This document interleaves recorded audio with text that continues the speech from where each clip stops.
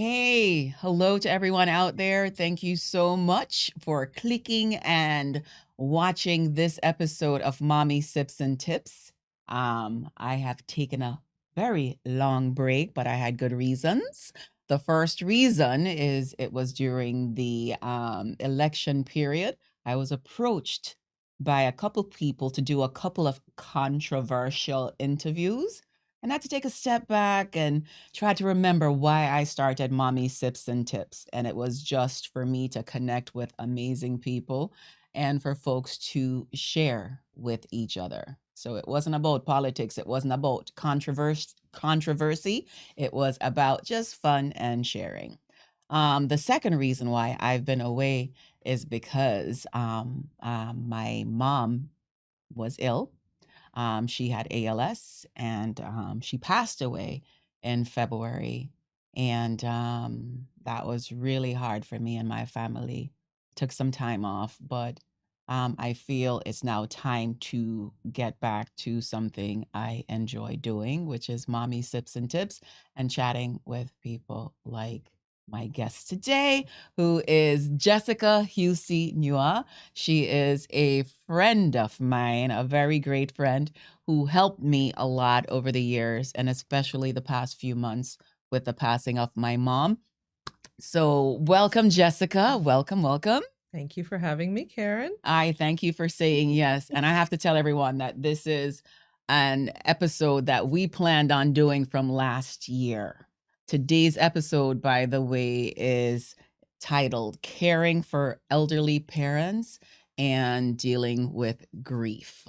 So I mean it's Very right. hot and heavy. It's hot and heavy. We have the tissue here just in case some memories come back, but we are going to get through this because, Jessica and I had several conversations and we realized that a lot of our friends are doing what we have done, taking care of elderly parents. And it's not an easy task. So if we can share tips to help others to go through the situations with grace and a little bit more ease, that's something that I think we should do. Thoughts? Definitely. A lot of times we sit in our silos Mm. and we struggle by ourselves, but ultimately we need a village. We need a village to successfully care for our elderly patients. We need to get back to You basics. said patience. I needed to step out Oh, of work and come to look the at street, get to the that. streets. Our parents, not our patients. Yeah. Yes. All right. Yes. So, we're just going to jump right into it. And I'm going to ask you the first question, Jessica. So, how has your relationship with your parents changed, as they began aging? Well, it's a very delicate line, right? It starts out with you, of course, being the child and taking direction only from your parents. And slowly, little by little, you start to kind of pull away and you start to say, where am I needed? How do I start to ease some of their burdens and their frustrations? And then little by little, the roles kind of blend. And then there comes a point where it actually switches completely. Mm-hmm. And my grandmother always said, once a man, twice a child. Yes. And being a part of that and actually seeing it happen, I was very grateful to have that foundation, and those conversations was always a part of our family. And taking care of the elderly started with my grandparents, so it was something that was natural Mm. for my family. So all of it really helped me be a little bit more prepared, because you're not truly fully prepared Mm. for what you truly have to go through, everyone. But having that foundation, I think, really supported me, mentally, physically, spiritually, on the journey that I ended up and still continue to this day go Right. through. And I have to tell you, I didn't have the same foundation that you had, right? Where I had elderly grandparents that we had to take care of. I learned from you, right? I had to see everything. I had to learn everything as I went along. So thanks to people like you who shared. And with my mother and our relationship, my mother was a strong, strong single woman with a very strong personality. And, I just grew up knowing that she could fix anything that was out there. Yeah. And when she got diagnosed with ALS, I realized that this is one she can't fix. And this is one that I could not fix for her. So the relationship, I was hoping that it would get better because, my mom has a strong personality and I am my mother. So two strong personalities, Yeah. I will not say anything else. You can just imagine what that was like. Absolutely. Right? So, during your caregiving journey, like what emotion or emotions were most common during that journey? It For me, it was finding that balance between taking charge and still honoring them in their role. Because even though my grandmother, my father, and then now my mother, they physically need my help, they need my support, making decisions for them, helping them with their everyday, they're still my parents, they're still my elders. Mhm. So for me, it was, there were times it was difficult explaining to my parents what needs to be done, but still asking them permission at the same time. It can get a little tricky. But, Mhm. there are ways that I learned over time to kind of balance that. I always included them in the decisions. Um, when things would come up, I would always have to show them compassion and have patience. Things didn't happen right away, even though time was of a essence with certain things and certain decisions. Sometimes I just had to stop and sit back and remember my place. I am Mhm. their child. I am Mhm. not their parents. But we there are certain things you just have to move forward with. So in my situation, and my journey with caregiving has spanned over 20 years. So Mm. it's, with It's a three long time. different, family members. So it is a long time. It has shaped, this whole part of my life. It has shaped my marriage. It has shaped how I've raised my children, how I've chosen employment and certain jobs, certain Mhm. careers.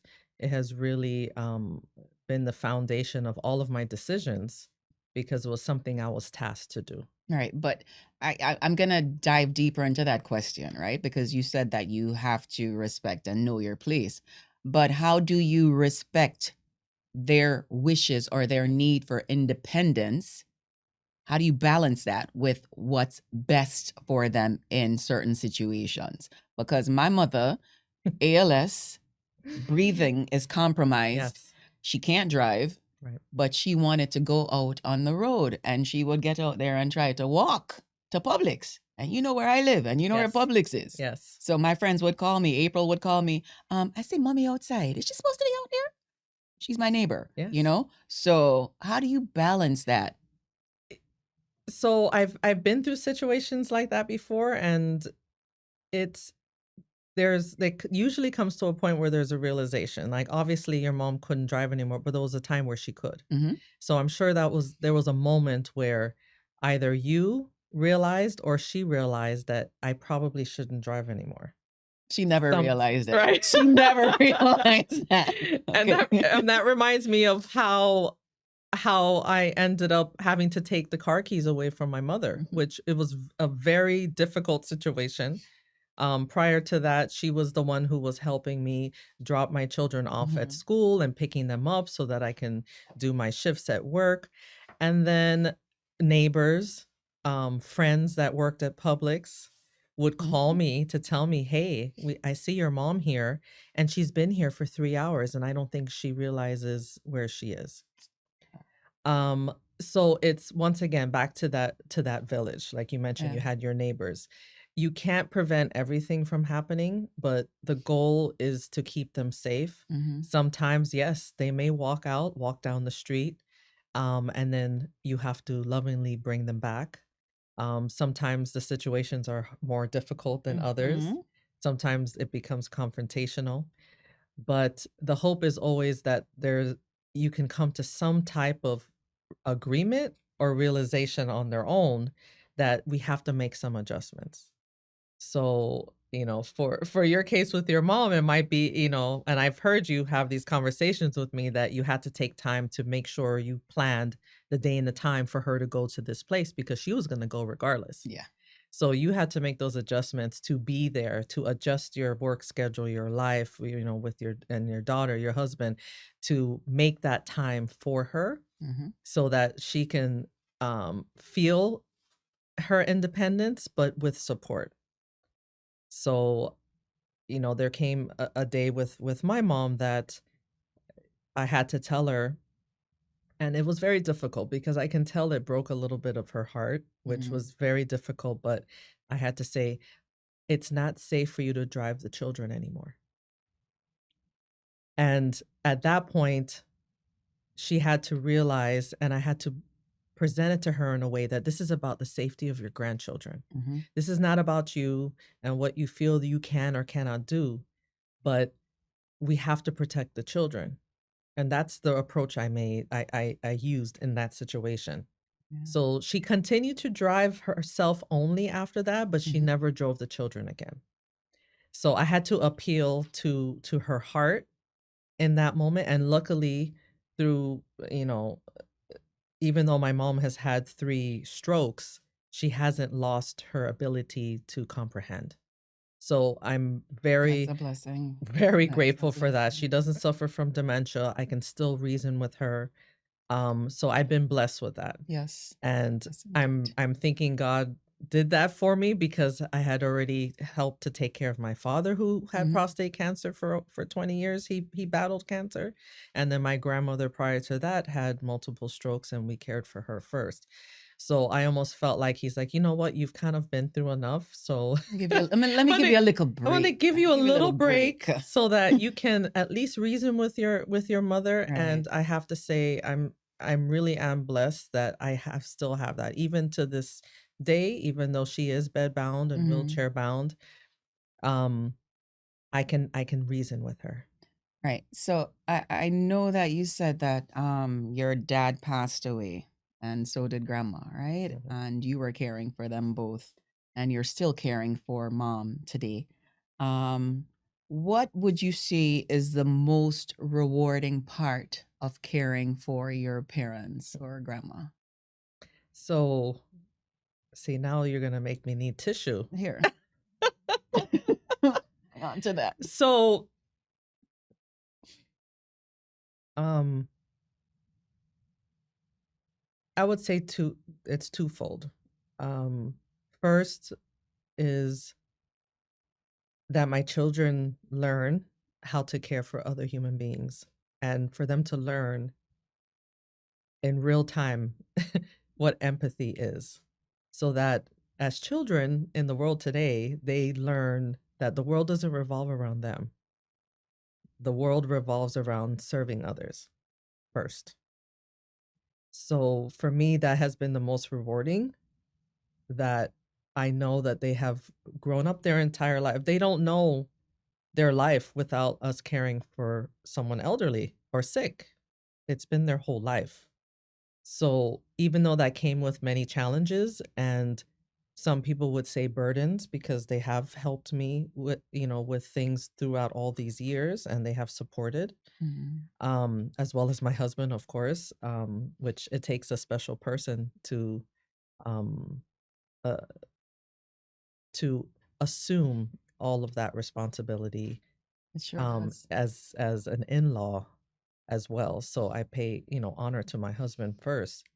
But the other most rewarding part for me is when my mom and my father and my grandmother, when they look at me, they they know love, that I'm in all of the hustle and bustle, and no matter how difficult it gets, when they look at me, I can see in their eyes how appreciative they are and that they know that I am honoring them by doing this.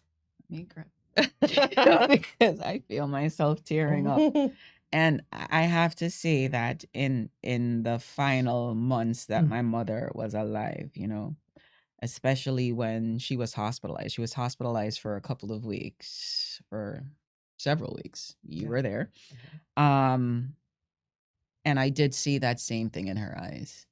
And I guess one of the things that she expressed most was just gratitude. She was so thankful to me, to my brother, and to my daughter. And, when we talk about the greatest reward in giving care to an elderly parent, especially someone with a terminal illness, is for me, it was just having my daughter around and knowing that my daughter had an opportunity to spend those last moments with her grandmother, serving her grandmother, helping her grandmother, bonding further with her grandmother. So I was so grateful for that time. Mhm. And, when we talk about husbands and the support, shout out to Andrew Vassell, who, in those moments when I lost patience and I was angry and I couldn't comprehend what was going on, he was that voice of reason for me. And he was that advocate for my mother as well. So shout out to you, babe. All right. And I know you mentioned your brother, and for me, I have a brother as well. I don't Mhm. have any other siblings, and um the same love and care. My brother moved down from New York, and we all live in the same house. That's a whole nother conversation about a Mhm. village and Mhm. how sometimes it's needed to be successful for it to Right. actually work. But the sacrifice that he made to come down, and then I see um it's different in certain cultures, and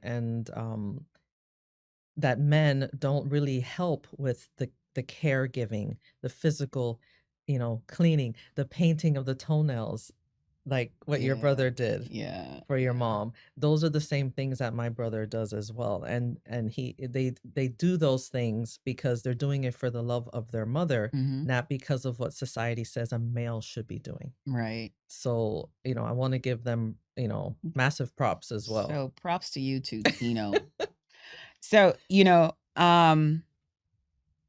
when we look at some of the responsibilities that we have as far as our careers, our work, and we look at family obligations, um, I know that I was able to balance a lot of it with the help of my brother, where I have meetings, we have meetings every morning at 9:30, our leadership meetings. So we have to do that. My brother took care of the doctor's appointments. Right. So that was my balance. Carol would drive somewhere, my nephew would drive somewhere. So that's how I balanced my work and caregiving. Mhm. How did you manage that? It was really a little bit from everyone, really. I have a very strong church family who will come in and swoop in to help in times of need. My children, when they weren't at school and they were home from school, some kids go and they play video Mhm. games, they hang out with their friends. They're helping to watch and feed their grandmother Mhm. when they're doing their homework, until I get home. Um, it really is all hands on deck. And it's we lean on each other and our strengths and our weaknesses. So when I'm down, someone else is up and strong. And Mhm. when they're down, I'm up and strong. Which means that we have to be in tune with one another all the time to know how how much we can push one another and when we need to move back and take over. So it's you really have to invest the time to know the the support system so that you're able to call you want to be able to call someone for help to know that you're not overextending them, that it's something that they could truly do in this moment. Because the goal is for no one to feel burdened, that we share the load. So it's not just one person, everyone does a little bit so Mhm. that, it lightens. We all pitch in, right? Lightens the load. Yeah. So, Jessica, I'm going to ask you a question, no? And we talk about this all the time. because in our careers, it's all about taking care of everyone else, right? So, how do you manage your own mental health and your physical health while you're on this journey of caregiving? I mean, for me, it's my faith. It's my faith, hands down. Um, I I'm very involved in my church. I'm a leader in my church community. I'm a worship leader as well. So I have to renew myself every day. And if I forget to do that, I have my husband, my children to tell me, "Hey, mom, Mhm, you're getting a little snippy. You need to circle back, renew yourself." It's having people around me to hold me accountable. mhm. And for me to be self-aware enough to know when I need to stop and apologize, which just Yeah. happened recently. I had to apologize to different folks, just even in my household. Sometimes you come home, you're drained from work, and you just need a moment alone, but everyone may need something from you, and you may not handle the situation like Oh, you should yeah.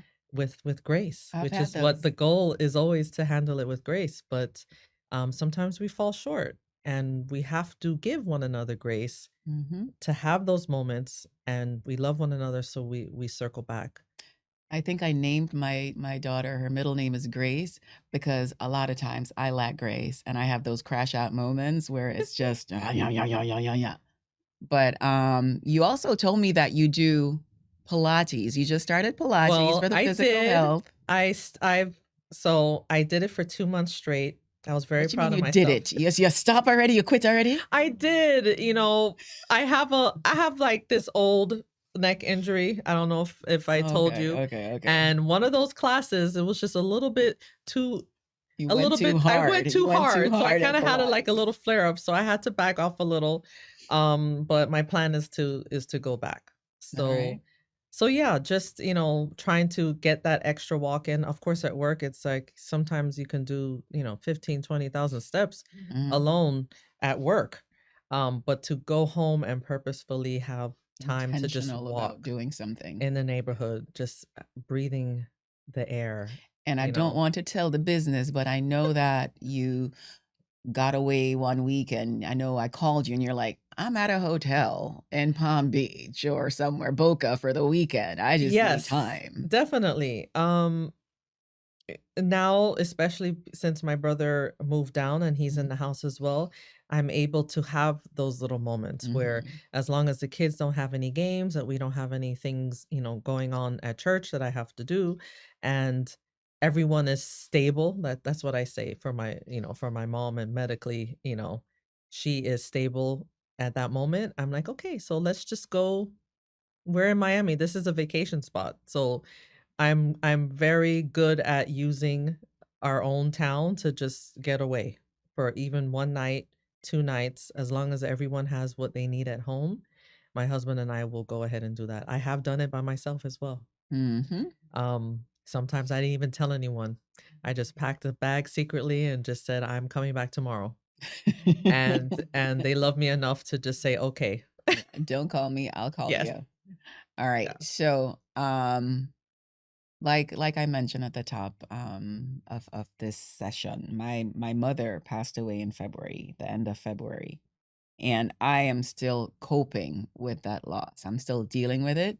I thought there was like a set time for grief where after 3 months I'd be okay, but I remember walking into the hospital and going by the ICU and walking into the ICU, and Yeah. I just lost it all. Um, Triggers. what helped you most when you were coping with the loss of your dad?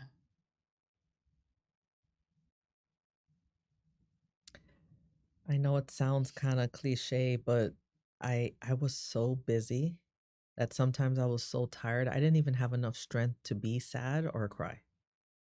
I know that sounds crazy, but when my dad did pass, and he passed in the hospital that I work on, the unit I worked on, um,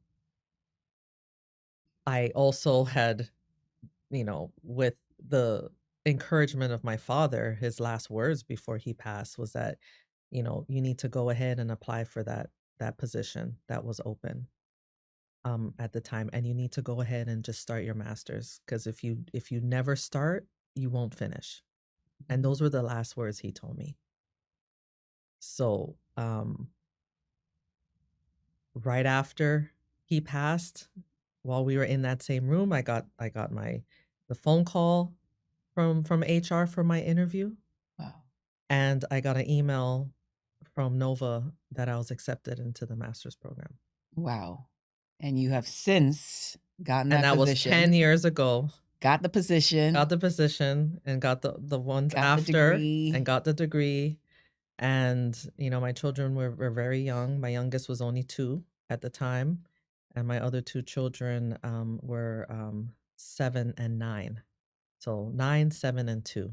Mm, So I did the interviews while planning his funeral, um, and went ahead and started a new role and did all of that. So during that time, it was really just honoring him and the things yeah. that he said for me to go ahead and push through. And my family was there, cheering me along. My brother was there in town. My husband is always there, Mm, to take care of the kids, take them to their games while I could go and just finish a paper and study, and do what I needed to do. My mom had not had her first stroke yet at the time, so God knew what he was doing. He yeah. was giving me what I could What handle. you could bear. And then when I finished that program and was comfortable in my new role is when she had her first stroke. And then Yeah. I just went straight into that.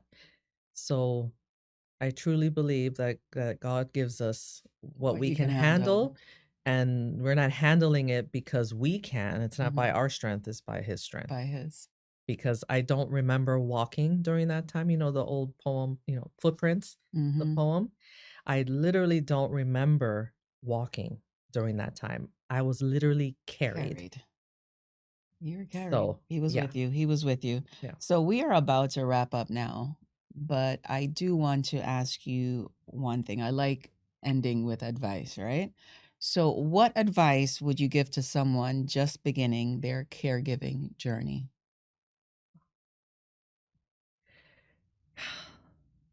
You can't solve all the issues at once.